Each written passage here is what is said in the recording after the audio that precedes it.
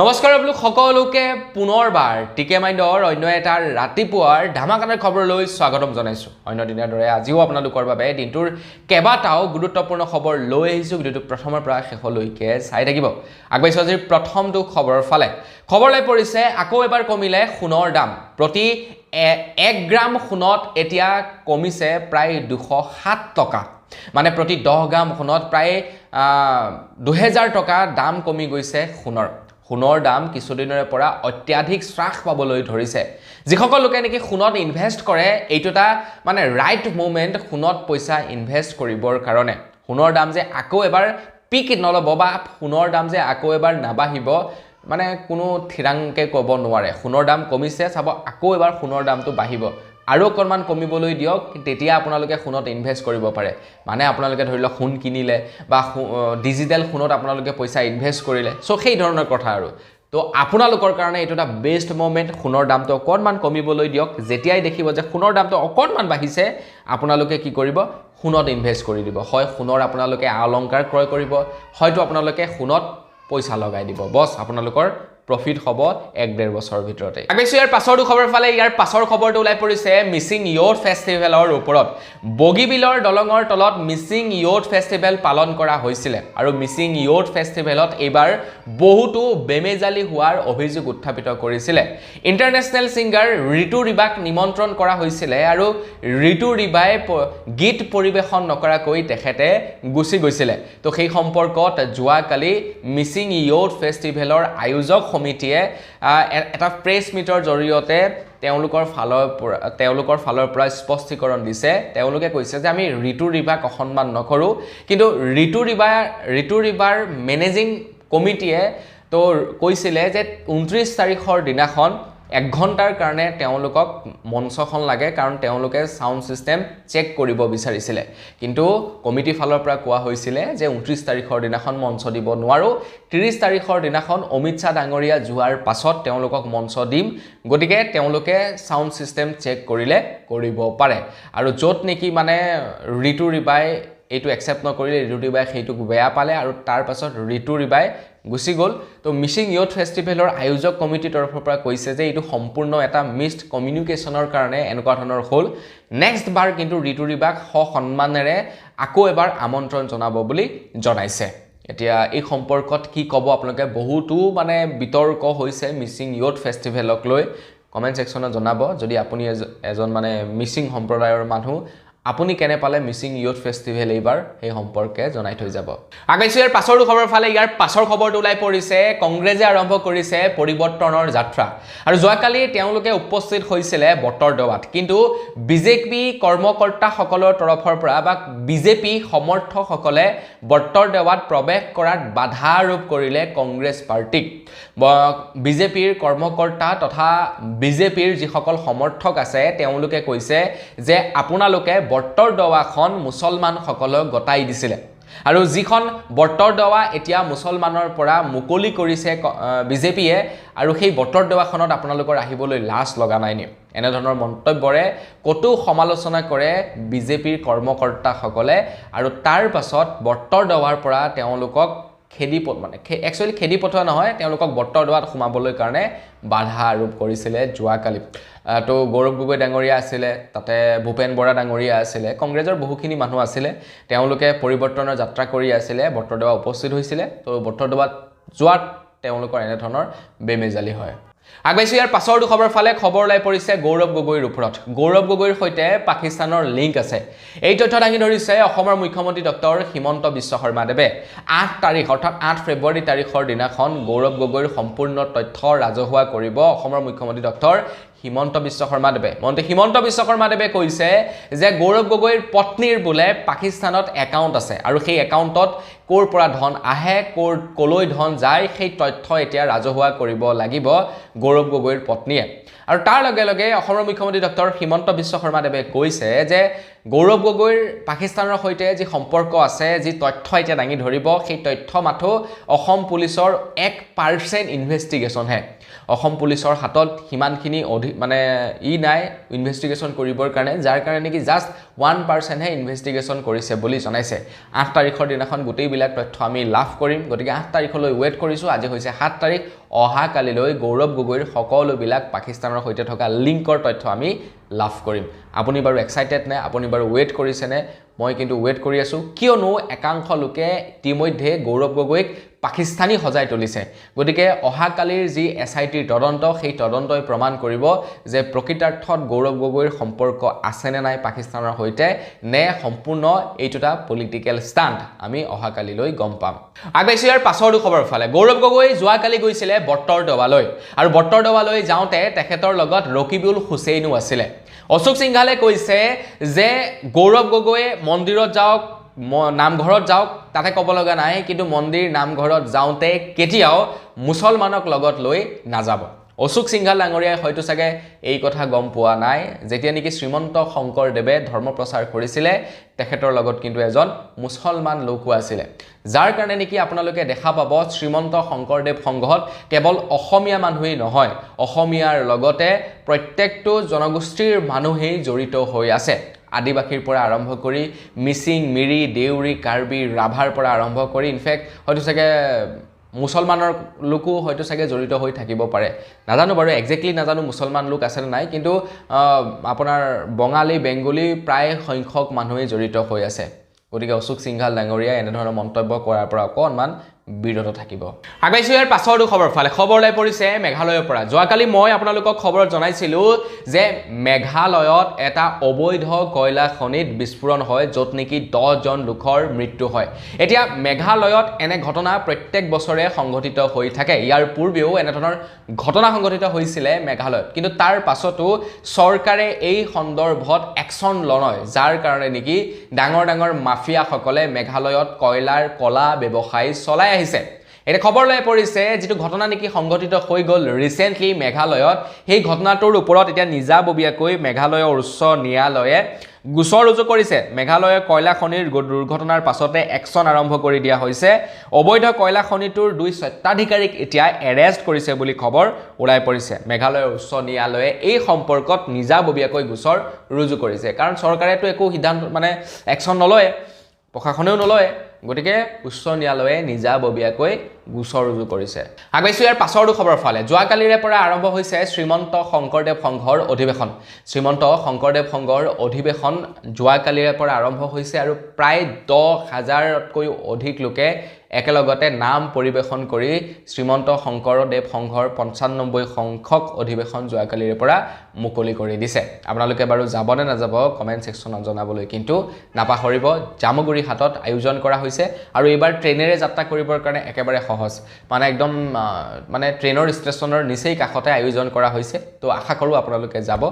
যদি আপোনালোকে এতিয়ালৈকে যোৱা নাই আগবাইছো ইয়াৰ পাছৰ খবৰ ফালে খবৰলৈ পৰিছে অষ্ট্ৰেলিয়াৰ পৰা তো অষ্ট্ৰেলিয়াত যিসকল ভাৰতীয় নাগৰিক আছে ভাৰতীয় নাগৰিকসকলে মহাত্মা গান্ধীৰ এটা ষ্টেচু স্থাপন কৰিছিল যিটো আছিল ব্ৰঞ্জৰ প্ৰায় 240 কিলো ওজনৰ এটা ব্ৰঞ্জৰ মহাত্মা গান্ধীৰ প্ৰতিমূৰ্তি স্থাপন কৰিছিল এটা খবৰলৈ পৰিছে ব্ৰঞ্জৰ প্ৰতিমূৰ্তিটো কোনোবাই খেনো চুৰ কৰি লৈ গল অষ্ট্ৰেলিয়াৰ পৰা খবৰলৈ পৰিছে অষ্ট্ৰেলিয়াত আমাৰ ভাৰতৰ যিবিলাক মানুহ আছে তো ভাৰতৰ কমিউনিটিয়ে মিলি মহাত্মা গান্ধীৰ এটা ষ্টেচু স্থাপন কৰিছিল গুটেটো ব্ৰঞ্জৰ আছিল 442 কেজিৰ আৰু সেইটো হেনো কোনোবাই বোলে চুৰ কৰি লৈ গল ভাবকচোন আপোনালোকে ষ্টেচুটো মানে ব্ৰঞ্জৰ হোৱাৰ কাৰণে চুৰ কৰি লৈ গৈছে মানে বিকিবগে চাগে আৰু হেতুৱে মোটিভ 420 কেজি ওজনৰ আছিল সেই ষ্টেচুটো আগবাইছো ইয়াৰ পাছৰ খবৰ ফালে ইয়াৰ পাছৰ খবৰটো ওলাই পৰিছে যোৰহাটৰ পৰা যোৰহাটবাসীৰ কাৰণে এটা বিৰাটেই ভাল খবৰ ঘোষণা কৰিছে অসমৰ মুখ্যমন্ত্ৰী ডক্টৰ হিমন্ত বিশ্ব শৰ্মাদেৱে তো যোৰহাটৰ নেঘেৰিটিং মন্দিৰ এতিয়া পুনৰ মানে ভালদৰে স্থাপন কৰিব বুলি জনাইছে যেনেকৈ নেকি বৰ্তমান সময়ত বট্টৰদৱাৰ থান খুব সুন্দৰকৈ সজাই পৰাই তোলা হৈছে ঠিক তেনেকৈ নেঘেৰিটিঙৰ শিৱ মন্দিৰ এতিয়া খুব সুন্দৰকৈ সজাই পৰাই তুলিব বুলি জনাইছে তো আপুনি বাৰু এই ভিডিওটো যোৰহাটৰ পৰা চাই আছে নেকি কমেন্ট সেকশনত জনাব তো যোৰহাটৰ পৰা চাইছে যদি আপোনালোকে নেঘেৰিটিং শিৱদৌল চাবলৈ গৈছে নে নাই যোৱা কমেন্ট সেকশনত জনাব মই অৱশ্যে প্ৰায় দুবাৰ মান গৈছো নেঘেৰিটিঙৰ শিৱদৌল চাবৰ কাৰণে তো সংৰক্ষণৰ এই বস্তুবিলাক প্ৰয়োজন আছে আমাৰ অসমত এনেকুৱা কিছুমান বস্তু আছে যিবিলাক বস্তু হসাকৈ চাবলগীয়া কিন্তু সেই বস্তুবিলাক সংৰক্ষণৰ অভাৱত বৰ্তমান সময়ত বেয়া অৱস্থাত পৰি আছে গতিকে সেই বস্তুবিলাক যদি সংৰক্ষণ কৰা যায় ন আমাৰ অসমলৈ টুৰিজম বাঢ়িব আৰু অসমলৈ টুৰিজম বঢ়াৰ মানে আমাৰ অসমৰ অৰ্থনীতি উন্নতি হ'ব গতিকে মুখ্যমন্ত্ৰী হিমন্ত বিশ্ব শৰ্মাদেৱে এই দুটা গুড ষ্টেপ হাতত লৈছে নেঘেৰিটিঙৰ শিৱদৌল মানে ৰিমেক কৰা হ'ব মানে শিৱদৌলটি খুব সুন্দৰকৈ সজাই পৰাই আকৰ্ষিত কৰি তুলিব আগবাইছোঁ ইয়াৰ পাছৰটো খবৰৰ ফালে আমাৰ অসমৰ পৰা এতিয়া মিয়া খেদা অভিযান চলাইছে আমাৰ অসমৰ কেইটামান জাতীয় সংগঠনে অসমৰ জাতীয় সংগঠনসমূহে অসমৰ পৰা টোটেলি মিয়া বহিষ্কৃত কৰিব বুলি জনাইছে এইবাৰ আকৌ কেইজনমান এজন মিয়া যুৱকে কি কৰিছে আমাৰ অসমীয়া যিসকল নেকি আহোম হৈ গ'ল মানে যিসকল নেকি আমাৰ খিলঞ্জীয়া মানুহ আমাৰ অসমৰ খিলঞ্জীয়া মানুহ সেইসকলক চাইনিজ আখ্যা দিছে তেখেতে কৈছে যে আমাৰ মানে চাইনিজ মানে কোনসকল ধৰি লওক আপোনাৰ যিসকল নেকি আমাৰ আহোমসকল তেওঁলোকক থাইলেণ্ডৰ পৰা অহা বুলি কয় তেখেতলোকে কৈছে যে থাইলেণ্ডৰ পৰা অহা মানুহ চাইনাৰ পৰা অহা মানুহ গতিকে চাইনিজ গো বেক থাইলেণ্ডলৈ যাওক মানে থাইলেণ্ডৰ মানুহখিনি মানে তেখেতে এক প্ৰকাৰে আমাৰ আহোমখিনিৰ বিৰোধিতা কৰিছে যিহেতু আমি দেখিবলৈ পাইছোঁ কেইজনমান লোকে শিৱসাগৰকে ধৰি উজনি অসমৰ পৰা মিয়া খেদাৰ অভিযান চলাইছে বাংলাদেশী গো বেক মানে ধ্বনি দিছে এতিয়া তেখেতে কি কৰিছে চাইনিজ গো বেক ধ্বনি দিছে এইবিলাকে গোটেই ৰাজ্যখন ধ্বংস কৰি পেলাইছে ধ্বংস দি দিছে কৈছোঁ নহয় কেইজনমান জাতীয় নেতা ওলাইছে এইফালে মুছলমানৰ পৰা কোনোবা ওলাইছে মানে কি যে হ'ব আমাক মুঠতে শান্তি লাগে এনেকুৱা অশান্তি আমাক নালাগে আগবাইছোঁ ইয়াৰ পাছৰটো খবৰ ফালে 14 ফেব্ৰুৱাৰীত মৰাণলৈ আহিব ভাৰতৰ প্ৰধানমন্ত্ৰী নৰেন্দ্ৰ মোদী ডাঙৰীয়া যাৰ কাৰণে নেকি এতিয়া মৰাণস্থিত যিটো নেকি ৰাস্তা যিটো নেকি আপোনাৰ বাইপাছ সেই বাইপাছটো 6 তাৰিখৰ পৰা বন্ধ কৰি দিয়া হৈছে কিয়নো মৰাণস্থিত বাইপাছত ইমাৰ্জেঞ্চি ফ্লাইট লেণ্ডিং কৰিব মানে যুদ্ধ বিমান ইমাৰ্জেঞ্চিত লেণ্ডিং কৰিব পৰাকৈ নিৰ্মাণ কৰা হৈছে তো যাৰ কাৰণে নেকি সেই মানে গোটেই মানে বাইপাছটো উদ্বোধন কৰিবলৈ আহিব প্ৰধানমন্ত্ৰী নৰেন্দ্ৰ মোদী ডাঙৰীয়াদেৱে বিশালকৈ বনাইছে আপোনালোকে হয়তো দেখা পাইছে চাগে মৰাণৰ বাইপাছত কেইবাখনো ফ্লাইট একেলগতে পৰিব পৰাকৈ মানে খুব সুন্দৰকৈ নিৰ্মাণ কৰি উলিয়াইছে বাইপাছটো তো সেই বাইপাছটো উদ্বোধন কৰিবলৈ প্ৰধানমন্ত্ৰী নৰেন্দ্ৰ মোদী ডাঙৰীয়া আহিব যাৰ কাৰণে নেকি মৰাণৰ সেই বাইপাছটো 6 তাৰিখৰ পৰা অৰ্থাৎ যোৱাকালিৰে পৰা বন্ধ কৰি দিছে পাব্লিক যোৱাটো বন্ধ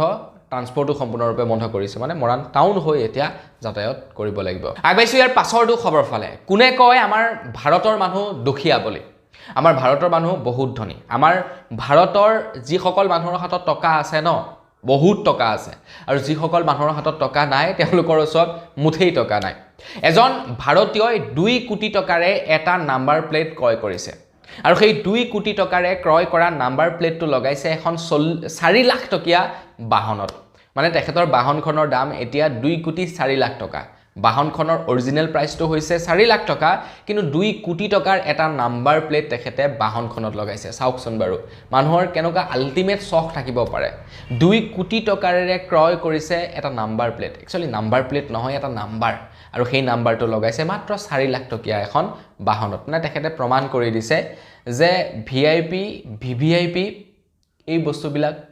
টকাৰে গঢ়িব পাৰি নহয় জানো তো কি ক'ব আপোনালোকে এই সম্পৰ্কত কমেন্ট সেকশনত জনাব আগবাইছোঁ ইয়াৰ পাছৰটো খবৰ ফালে অসমৰ মুখ্যমন্ত্ৰী ডক্টৰ হিমন্ত বিশ্ব শৰ্মাদেৱে নাজিৰা সমষ্টিৰ বিধায়কক উদ্দেশ্যি তেখেতে মন্তব্য কৰিছিলে তেখেতে কৈছিলে যে নাজিৰাৰ এনে এজন বিধায়ক যিজন বিধায়কে নেকি এতিয়াও আজিৰ ডেটত 2026 চনতো তেখেতে চিঠিৰ জৰিয়তে কিছু বস্তু কমপ্লেইন কৰে যেতিয়া কিবা এটা কমপ্লেইন কৰিব লগা হয় তেখেতে চিঠিৰ জৰিয়তে কমপ্লেইন কৰে তো মন্ত্ৰী হিমন্ত বিশ্ব শৰ্মাদেৱে কৈছিলে যে এতিয়া চিঠিৰ জৰিয়তে কমপ্লেইন কৰাৰ দিন নাই এতিয়া হোৱাটছআপ আছে এতিয়া মেইল আছে মেইলৰ জৰিয়তে বা হোৱাটছআপৰ জৰিয়তে কমপ্লেইন কৰিব লাগে যিটো নেকি তৎকালীনভাৱে কাম কৰিব পৰা যায় যাৰ কাৰণে নেকি নাজিৰাৰ বিধায়কে যোৱাকালি নাজিৰাত অৰুণোদয় আঁচনিৰ পৰা নাম কৰ্তন হোৱা মহিলাসকলৰ এগেইনষ্টত মানে কমপ্লেইন কৰে মন্ত্ৰী হিমন্ত বিশ্ব শৰ্মাদেৱলৈ হোৱাটছআপৰ জৰিয়তে আৰু সেই বস্তুটো যোৱাকালি সামাজিক মাধ্যমত খুবেই প্ৰচাৰ পাইছে ভাইৰেল হৈ পৰিছে হোৱাটছআপৰ জৰিয়তে কমেন্ট কৰিছে আগবাইছোঁ ইয়াৰ পাছৰটো খবৰ ফালে খবৰ ওলাই পৰিছে ইউপিআই এপ্লিকেশ্যন ব্যৱহাৰকাৰীসকলৰ কাৰণে আপুনি যদি গুগল পে ফোন পে ব্যৱহাৰ কৰে তেন্তে আপোনালোকৰ কাৰণে এটা বিৰাটেই ভাল খবৰ ওলাই পৰিছে তো গুগল পে ফোন পেৰ জৰিয়তে এনে নৰ্মেলি 1 লাখ টকা ট্ৰান্সফাৰ কৰিব পৰা যায় কিন্তু এতিয়াৰে পৰা আপোনালোকে 5 লাখ টকা ট্ৰান্সফাৰ কৰিব পাৰিব ইউপিআই মাধ্যমত মানে গুগল পে ফোন পেৰ জৰিয়তে 5 লাখ টকাৰ আপোনালোকে ট্ৰান্সফাৰ কৰিব পাৰিব কিন্তু এনেই নহয় আৰু কিছু ৰিজনত যেনে আপোনালোকে হস্পিটেলৰ ফিজ দিব লগা আছে তাত পাৰিব যেনে আপোনালোকৰ মেডিকেলৰ ফিজ দিব লগা আছে তাত আপোনালোকে 5 লাখ টকালৈকে ট্ৰান্সফাৰ কৰিব পাৰিব আৰু এইটো আপোনালোক সকলোৰে কাৰণে মই ভাবো ভাল খবৰ আগবাইছো ইয়াৰ পাছৰটো খবৰ ফালে আমাৰ ভাৰত আৰু আমেৰিকাৰ মাজত এতিয়া চুক্তি স্বাক্ষৰ হৈছে খবৰ লাই পৰিছে আমেৰিকাই আমাৰ ভাৰতৰ ওপৰত যি নেকি 50% টেৰিফ লগাই ৰাখিছিলে সেই 50% এতিয়া 18% লৈ আহিছে এতিয়া প্ৰধানমন্ত্ৰী নৰেন্দ্ৰ মোদী ডাঙৰীয়া দেৱক সকলোৱে বাহবা দিছে